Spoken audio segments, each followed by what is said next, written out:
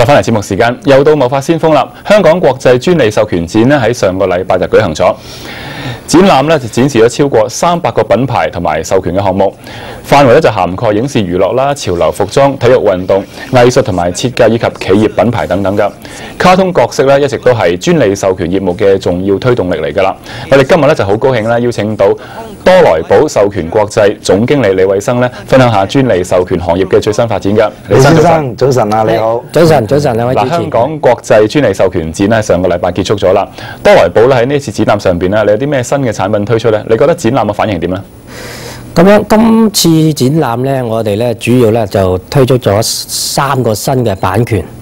咁咧就以一個高中低3個路線。咁咧其中咧就一個 Party Queen 啦，就派對女王係我哋今年主打一個新推嘅品牌。咁另外咧，我哋就有2個本地嘅創作，包括咗係一個爽滑仔，咁主要講一啲地道嘅一啲街頭小食嘅卡通人物。咁另外一個咧就係Ikika and Art and Families， 咁主要係比較一啲小朋友嘅一啲卡通形象嚟嘅。咁反應點啊？咁今年嘅反應咧，我哋覺得比往年咧就當然就好好多啦。咁特別即係話喺嗰個人流啊，或者一啲查詢方面啦。咁特別因為今年咧，我哋喺貿易發展局咧就承辦咗呢個中國館啊，吸引咗大量嘅一啲中國嘅買家。咁啊到呢個灣仔會議展覽中心咧，咁啊查詢呢啲版權，咁呢度都會我哋睇到其中一個主要嘅增加嘅業務，所以展覽會嘅效力越嚟越大啦。係啦，冇錯。其實嗱，多萊寶咧主要業務咧都係電影呢一個版權買賣啦，同埋各項嘅授權業務嘅。咁啊，當然咧包括有動畫啦，有手機遊戲嘅產品等等。咁其實咧，你哋喺呢個傾呢個授權嘅時候咧，你哋點樣決定呢個授權嗰個對象嘅咧？我哋咧其實主要咧就揀呢個授權嗰個合作嘅伙伴咧，都會以佢哋嘅公司嘅實力啦、背景啦，同埋佢哋對品牌授權嗰個理念，咁喺呢方面去做一個篩選嘅。咁特別咧就如果係對一啲新加入呢個授權行業嘅一啲廠家或者一啲商家咧，咁我哋喺個遴選嗰個過程咧就更加比較嚴謹啲。咁主要都係保障翻咧佢哋對專利授權嗰個理念啦，係明白咁樣。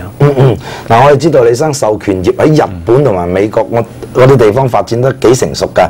咁而家香港嘅授權業嘅發展啊，個水平去到邊度咧？係乜嘢系列嘅授權產品嘅市場嘅商機比較大啲啦？係咁，其實咧就專利授權咧喺歐美或者日本咧，其實個市場已經係比較成熟。咁咧係直至到90年代啦，咁香港咧咁就喺呢個專利授權咧，亦係有呢個發展。咁特別咧呢幾年啦嚇，咁我哋喺05年嗰度咧，咁觀察到咧，咁香港扮演呢個專利授權呢個平台嗰個角色咧，越嚟越重要。咁亦係因為咧最主要咧，因為中國嗰個經濟喺過去呢10年8年咧，都有一個好急速嘅起飛。咁佢哋對專利授權呢個咁嘅需求或者呢方面嘅嘢咧，係越嚟越明顯。咁亦因為佢哋本身對呢個知識產權咧嗰個概念比較薄弱。咁所以需要咧透過香港作為一個專利授權嘅平台啦，咁而去尋找更加多呢方面嘅資訊或者信息。咁亦係咧香港始終喺嗰個無論喺嗰個法律嗰個體系啦，或者對知識產權嗰方面嘅成個理念方面咧，都比較成熟。咁所以咧就會催生到咧呢個中國市場咧，我度咧就會多咗好多一啲專利授權嘅買家，咁到香港嚟洽談一啲業務。而我哋公司咧，亦係根本咧已經喺2001年咧已經大舉進入中國市場咧，去推動呢個專利授權呢方面嘅業務。咁亦喺廣州啦、上海啦同北京咧設咗公司同埋辦事處。咁咧就大力咧就推動呢個專利授權。咁我哋公司而家咧就代理全球大概50個唔同嘅一啲卡通形象，至一啲專利嘅版權。中國嗰邊有幾多咧？咁中國嗰方面咧，我哋咧而家其實個業務基本上咧已經超過咗我哋公司整體嘅業務一半。咁亦意味住咧，即係中國嗰個市場嗰個商機咧係越嚟越龐大。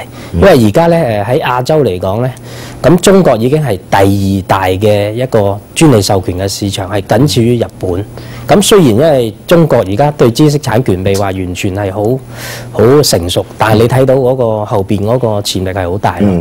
其實你哋嗰個公司扮演嘅角色就好似一個嘅專利嘅代理咁樣樣啦，同生產商傾啲產品生產啦，代理一啲嘅譬如動畫、卡通人物嘅授權啦，同埋監控啲設計製作相關嘅漫畫、動漫、卡通嘅衍生產品㗎，就好似啲文具啊、玩具咁樣樣啦。